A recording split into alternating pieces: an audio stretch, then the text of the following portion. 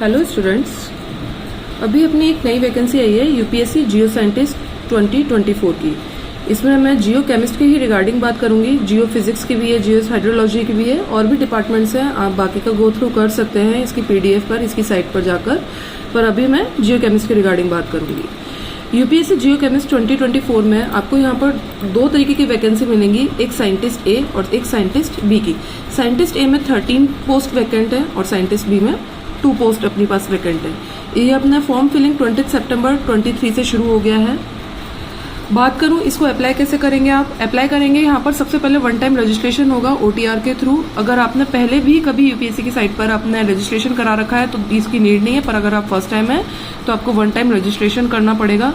ध्यान दीजिएगा, यहाँ अगर जो आप डेट ऑफ बर्थ भरेंगे वो बिल्कुल सही भरनी है। क्यों? अगर डेट ऑफ बर्थ एक बार गलत भर गई तो ये चेंज नहीं होगी। बाकी की अगर कोई भी मिस्टेक होती है तो 17 अक्टूबर तक आप उसको ठीक करा सकते हैं, पर डेट ऑफ बर्थ आप ठीक नहीं करा सकते। तो डेट ऑफ बर्थ के रिगार्डिंग आप ध्यान से ही फॉर्म भरिएगा।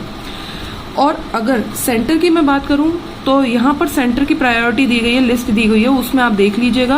पर ध्यान दीजिएगा, first apply first allot seat मिलेगी आपको। यानी कि अगर जिसने प्रायोरिटी पहले रहेगा, जिसने पहले भरा है उसको प्रायोरिटी पहले मिलेगी उस सेंटर के रिगार्डिंग। ठीक है। फॉर्म कहाँ से भरेंगे आप लोग? साइट का मैंने एड्रेस दे रखा है। इस साइट पे upsconline.nic.in पर आप जाकर फॉर्म फिल कर सकते हैं।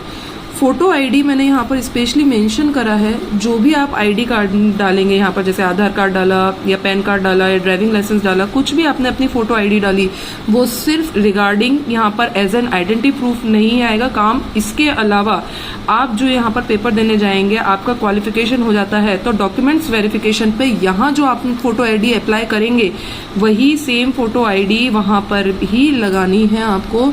ये नहीं कर सकते कि यहाँ आधार कार्ड लगा दिया तो वहाँ पर आपको जाकर ड्राइविंग लाइसेंस लगाएंगे, वो चीज नहीं चलेगी। यहाँ पर स्पेशली मेंशन है साइट पे, आप पीडीएफ में जाकर वहां पर देख सकते हैं।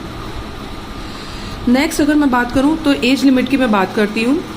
एज लिमिट 21 से 32 ईयर्स तक के लोग फिल कर सकते हैं, या फिर हम ये देखें कि किसी का बर्थ 2 जनवरी 1992 से 1 जनवरी 2003 के बीच में ही होना चाहिए। इससे पहले या इससे बाद के लोग नहीं भर सकते हैं।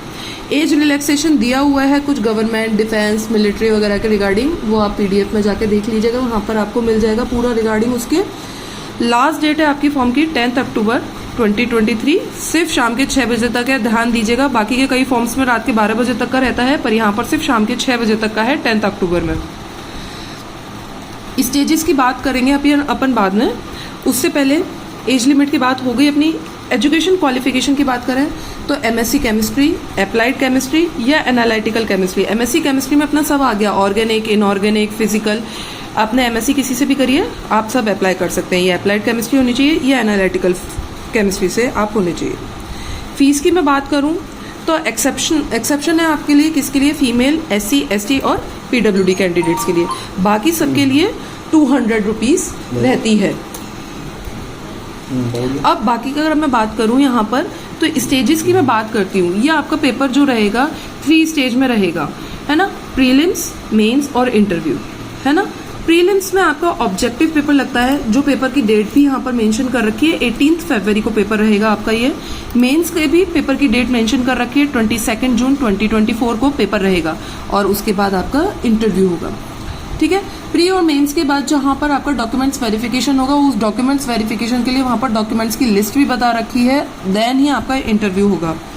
आगे मैं बात करूं, अगर आप साइंटिस्ट ए और साइंटिस्ट बी दोनों की ही पोस्ट के लिए अप्लाई करना चाहते हैं तो इसके लिए अलग अलग फॉर्म भरने की जरूरत नहीं है, 1 एप्लीकेशन ही लगेगी दोनों ही फॉर्म्स के लिए, उसमें वहां पर दे रखा है।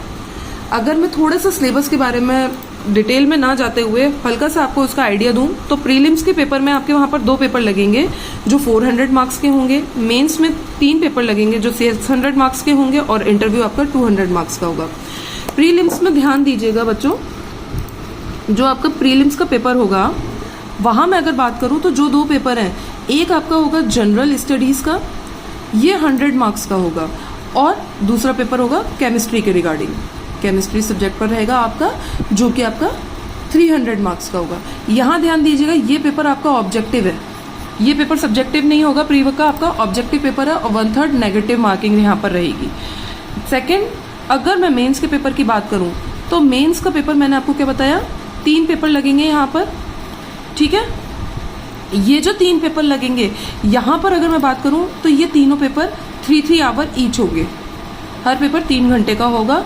पेपर जो अगर मैं बात करूं तो पूरा एक इंडिविजुअल पेपर फिजिकल का लगेगा आपका, एक पूरा एक इंडिविजुअल पेपर फिजिकल का, दूसरा पेपर एक इनऑर्गेनिक का लगेगा, और एक तीसरा पेपर जो आपका लगेगा वो ऑर्गेनिक प्लस एनालिटिकल का लगेगा।